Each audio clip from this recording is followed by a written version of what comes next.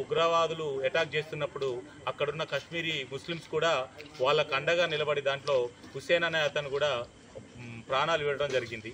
అతనికి కూడా మనం సంఘీభావం తెలపడం జరుగుతుంది. ఇక్కడ ఉగ్రవాదానికి మతం లేదు, ఏం లేదు. ఒక క్రూరత్వానికి మతం అనేది ఉండదని మనం అందరం తెలుసుకోవాలి. మతం అనే ముసుగులో ఇట్లాంటి ఉగ్రవాద చర్యల పాల్పడే పిరికి పందలకి తగిన శాస్తి మన భారత ప్రభుత్వం చెప్పాలని, తిరిగి ఇలాంటి కార్యక్రమాలు మళ్ళీ జరగకుండా తగిన జాగ్రత్తలు తీసుకోవాలని.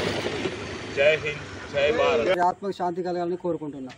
జై హింద్, జై హింద్, జై హింద్, జై హింద్, జై భారత్, భారత్ మాతా కీ జై, భారత్ మాతా కీ జై.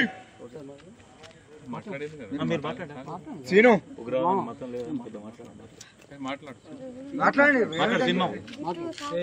సీనే మాట్లాడాలి.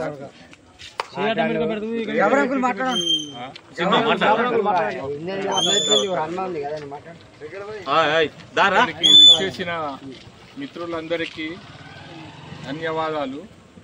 ఈ కార్యక్రమం మన దేశం ఎంతో శాంతియుతంగా నడుస్తుంది. అందులో భాగంగా టెర్రరిస్టులు మన దేశాన్ని విచ్ఛిన్నం చేయాలని వాళ్ళ కోరిక. దాన్ని మనసులో ఉంచుకొని వాళ్ళు మొన్న జరిగిన కాశ్మీర్ దాడిలో చాలామంది అమాయకులు, టెర్రరిస్టులు ఎవరిని చంపారంటే అమాయకులు, ఆ ఊరికి చూస్తానికి పోయిన వాళ్ళని ఇబ్బంది పెట్టి కాల్చి చంపారు. వాళ్ళ ఆత్మశాంతి కోసం ఇప్పుడు ఇక్కడ జరిగే ర్యాలీ ఈ గుండ్రాజ్ మడుగు నుంచి వాళ్ళ ఆత్మశాంతి కోసం జరుగుతుంది.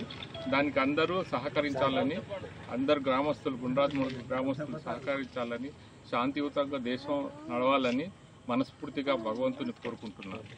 జై భారత్, జై భారత్, భారత్ మాతా కీ జై, భారత్ మాతా కీ జై. ఉగ్రదాడులను నశించాలి, నశించాలి. ఉగ్రదాడ పిరికి పంద